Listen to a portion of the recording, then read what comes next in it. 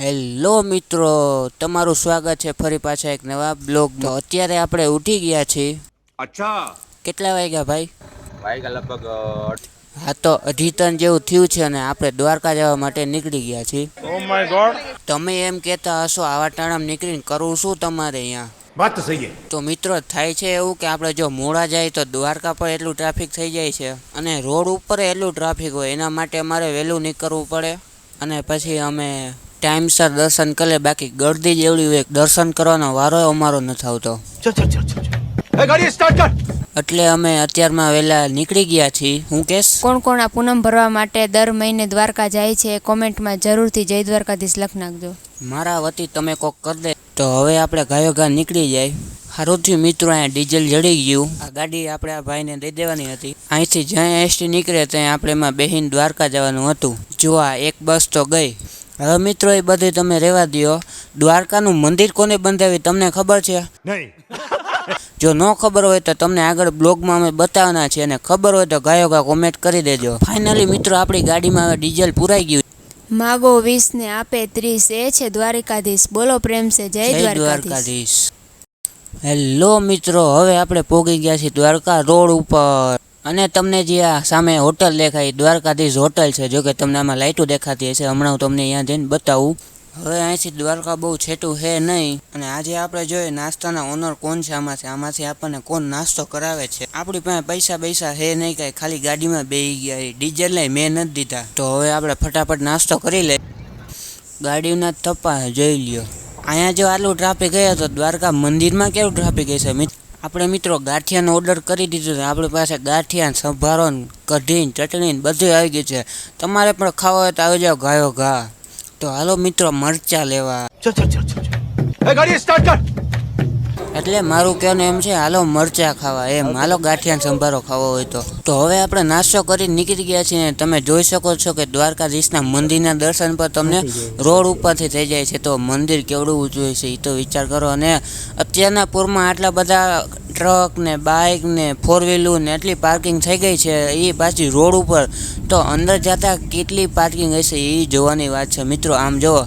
તો હવે આપણે પણ ગાડી પાર્ક કરી દઈએ અહીંયા ક્યાંક. આપણી ગાડી પાર્ક થઈ ગઈ છે ને આપણે નીકળી ગયા છીએ ગાયો ઘા દર્શન કરવા. આ કોણ મસ્તી કરે ભાઈ આપણી? હા, અને અહીંયા જો એક ગૌશાળા બહુ મોટી છે. અહીંયા જો કે ગાડી પાર્કિંગ કરવા દે છે તમને. જો અહીંયા પણ એટલી ગાડીઓ પડી છે. અહીંયા ગાડી પાર્ક કરવા કહેતા ને તમે? હા, હું અહીંયા ગાડી પાર્ક કરવાનું તમને કહેતો, પણ તમે કોઈનું માનતા જ નથી કાંઈ. હવે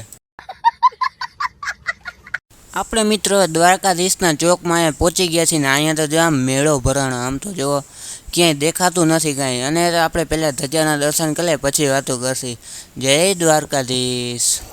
તો હવે આપણે ગાયો અંદર મંદિરમાં વહી જાય. પણ મિત્રો એક લોચો એ છે કે ફોન અંદર લઈ જવા દેશે નહીં. તો આપણે ફોનને અહીંયા ક્યાંક બારે જમા કરાવી દે ને પછી મંદિરમાં જાય. ઓહો હો મિત્રો, આમ તો જો કેવડું ટ્રાફિક. હમણાં આપણે દર્શન કઈ રીતે કરશું એ વિચારવાની એક વાત છે. જોજો હમણાં એક અહીંથી ઠેકીને આવશો.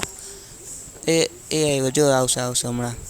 એ આવ્યો, જો એક આવ્યો હમણાં ભેગો બીજા વાહન એટલે આવશે. કેમ કે અત્યારે આ ગેટ એનો બંધ કરી દીધો છે અને અંદર જેટલા લોકો હતો ને, જો આ લાઈનમાં જે બધા ઊભા છે એને જ બધાને જવા દે છે. જો બીજો આવ્યો વરી પાછો હમણાં એકાદી વરી આવશે ઝાપો ઠેકીને. એ જો આવ્યો, જો આ જુઓ તમે, ઝાપા ઠેકીને બધા જાય છે. કેમ કે ગરમી એવડી પડે છે અને એ માણસો અહીંયા ઊભા રહીને કંટાળી જાય છે. પણ અહીંયા કોઈ સમજતું જ નથી કે આ ગેટ આપણે બંધ નથી કરવાનો. તો મિત્રો શેર એટલો કરજો આ વિડીયોને કે એને ખબર પડે કે આ ગેટ બંધ કરવાનો નથી. આપણે મિત્રો દર્શન કરીને નીકળી ગયા છીએ. તમે પણ દર્શન કરી લો ધજાના. એમ કે ફોન તો અંદર લઈ જવા દેતા નથી, અહીંયા અંદર મનાય છે. પણ અહીંયા બારે ફોનવાળા એટલા ઊભા હોય ને કે એટલા મંદિરમાં નહીં હોય. જો આ બધા કેમેરા લઈ લઈને જ ઊભા હોય. અને ટ્રાફિક તો જો અહીંથી બધા અહીંયા સુધીના ફોટા પાડે. અને આ મમ્મીને બેનને તો જો એને દર્શને કરી લીધા, કવિને આપણી રાહ જોઈને ઊભા છે. મને તો એમ એનો વારો નહીં આવ્યો હજી. આ જો તો મોઢું ચડાવીને ઊભી છે. વાત તો સહી છે. આમ જો આમ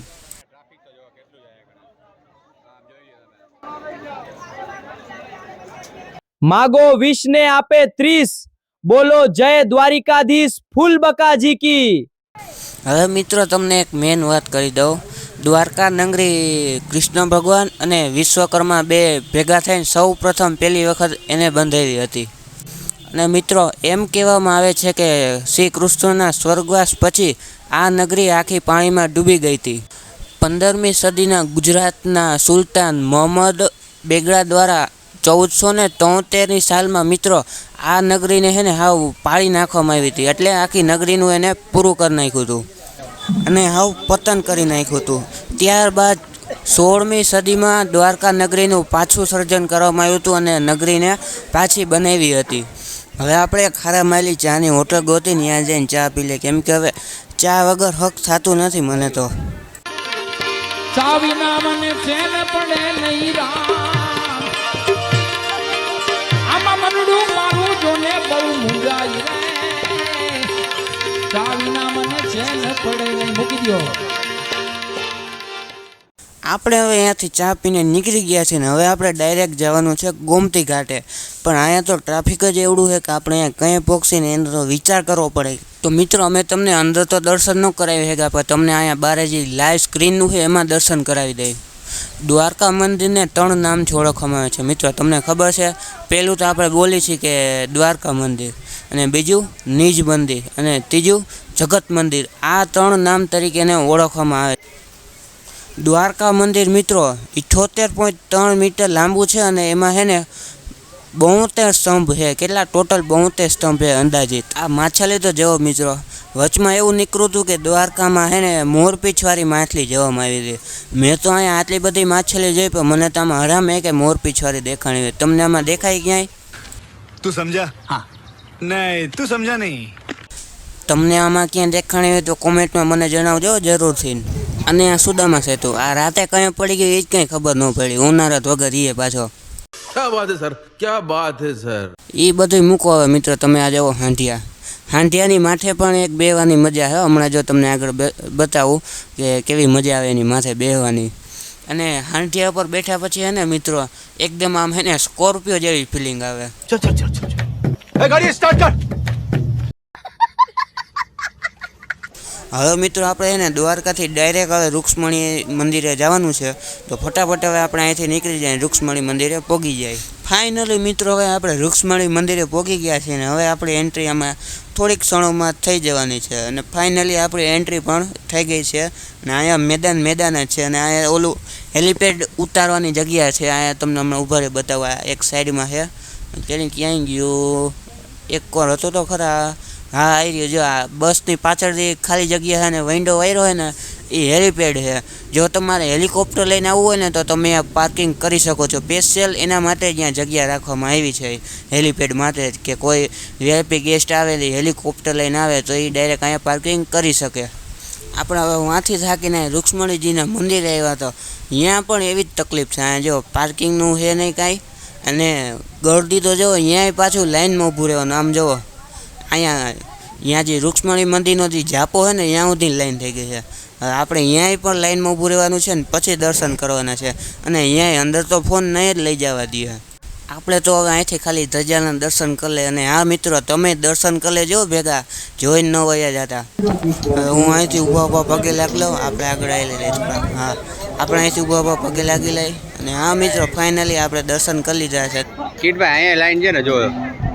પણ એ લાઈનમાં આપણે જવું નથી હવે. એમ? હા ઓછી ખ્યાલ આવશું તો અહીંયા આપણે લાઈનમાં ઊભા રહી જઈશું. અને અહીંયા મને એવું લાગે કે રિનોવેશનનું કામ હાલતું હોય, કેમ કે ધૂળના ઢગલા એટલા પડ્યા છે. અને અમુકે તો અહીંયા ધૂળના ઢગલામાં જે પાણા હોય એમાંથી મકાન બનાવ્યા. જુઓ તમે આ હે એમાં મકાન બધાએ બનાવ્યા. આપણે બનાવી નાખીએ હાલો ગાયો ઘા. આપણું મકાન બનાવવાનું ચાલુ થઈ ગયું છે. આમાંથી પહેલાં આપણે મોટા મોટા એવા પાણા ગોતવા જોઈએ કે જે એકબીજાની ઉપર આમ ઊભા રહી શકે, મકાન પડે નહીં એ રીતના આપણે પાણા ગોતવાના છે. તો મમ્મી તો ચાલુ થઈ ગયા. મને એવું લાગે મારે ભેગું જવું જોઈએ કામ કરાવવા. હા હાલો આપણે વયા જઈએ, ઊભું નથી કોઈની રાહ જઈને. તો આમાં પાણા ગોતવા ક્યાં જવા? આપણે 4 માળનું મકાન બનાવ્યું છે ને ફરી એવડું જબરદસ્ત મોટું રાખ્યું. ઊભા રહ્યો હમણાં તમને બતાવું. ઉદ્ઘાટન એ પોગી જાજો કાલે બધા. ઉદ્ઘાટન એ કાલે પોગી જાજો બધા. હવના ખર્ચે જમવાનું મારા તરફથી. એ ઉપાધિ ન કરતા. ટિફિન લઈને ન આવતા. તમને જમવાનું જડી જાય બધું. તો હવે આપણે ફરી પાછા ધજાના દર્શન કરી લઈને અહીંથી હવે આપણે નીકળી જાય. હવે આપણે અહીંથી એક સિક્રેટ જગ્યાએ જવાનું છે, એ તમને હું હમણાં આગળ બતાવી દઉં આપણે ક્યાં જવાનું છે.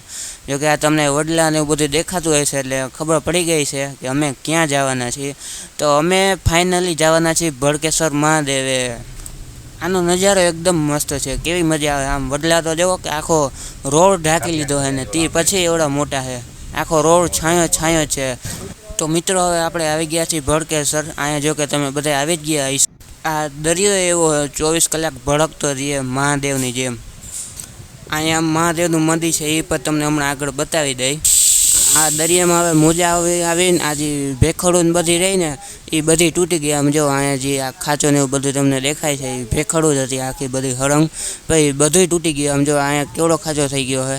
અને વાં ઓલા તમે બધા જુઓ ગાડીઓ ઠેઠ લઈ ગયા છે અને ત્યાં જઈને ફોટો શૂટિંગ કરે છે. અને દરિયો જો આમ ગાંડો થયો છે તો એ ઓલા એકને કાંઈ ટેન્શન છે નહીં. વાં જુઓ એને એ મજાના રીલ્સો બનાવે, જો વાં જઈને ઠેઠ રીલ્સો બનાવે. અહીંયા હું જગ્યા તમને ઓછી પડતી હતી, ગરમી એક તો એવી થાય અને મને એવું એને થાય છે કે કાયો આપણામાં નવા વહી જાય.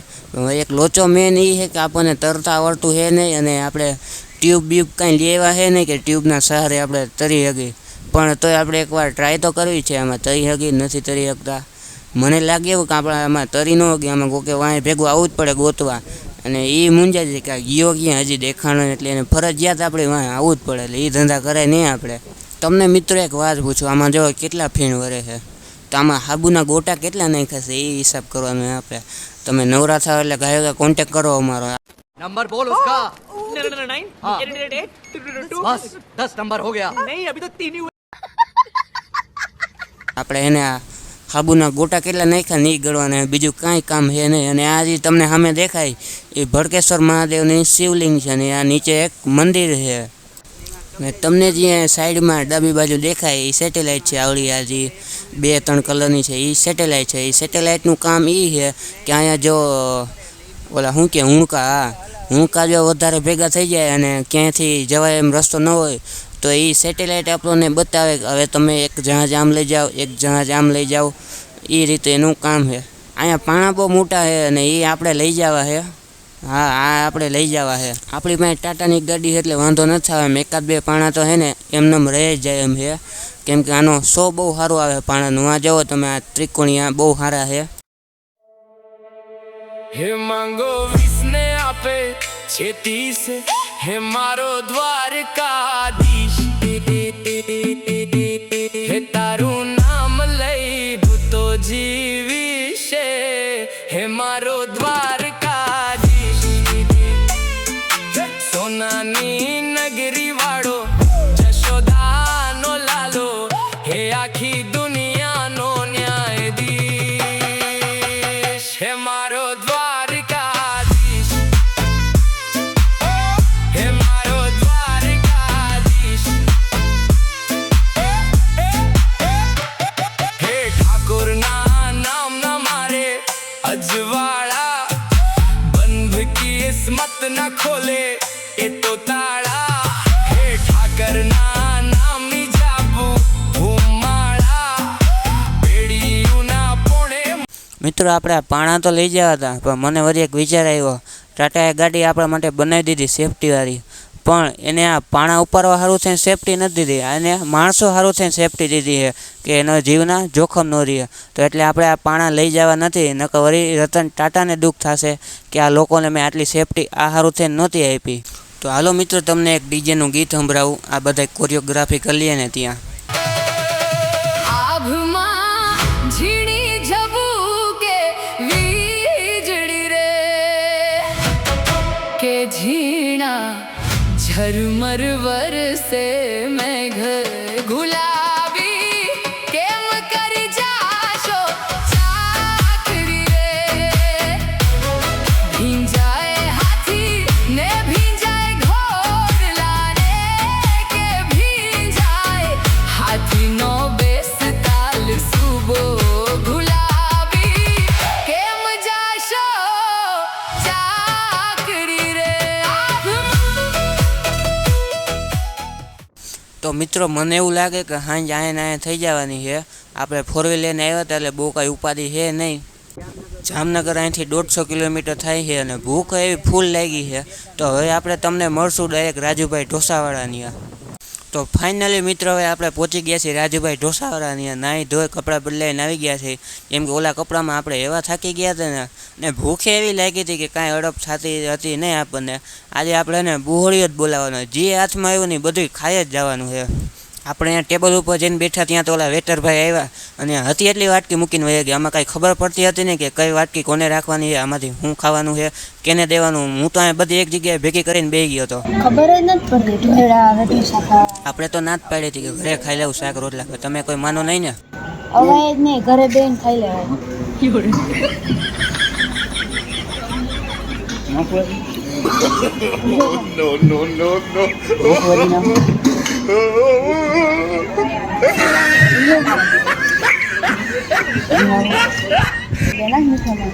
મીઠું આમાં ઓછું નથી, તારામાં મીઠું ઓછું. જો તો ખરા તું, તારામાં મીઠું ઓછું આવે. 4 વાટકી મોકલાવું મારા વાલા. આવા જ દો તમ તારે જીવ હોય. આજે આપણે હુડો જ વારવાનો આવ્યું હોય ગયું બધું. દ્વારકા રૂક્ષ્મણી ભડકેશ્વર બધાનો થાક ઉતારવાનો છે આજે આપણે. અહીંયા ક્યાંય જવાનું છે નહીં.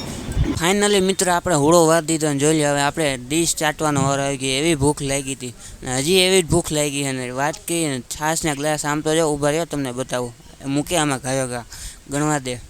જો આટલા છાશના ગ્લાસ તો હું એકલો જ પી ગયો.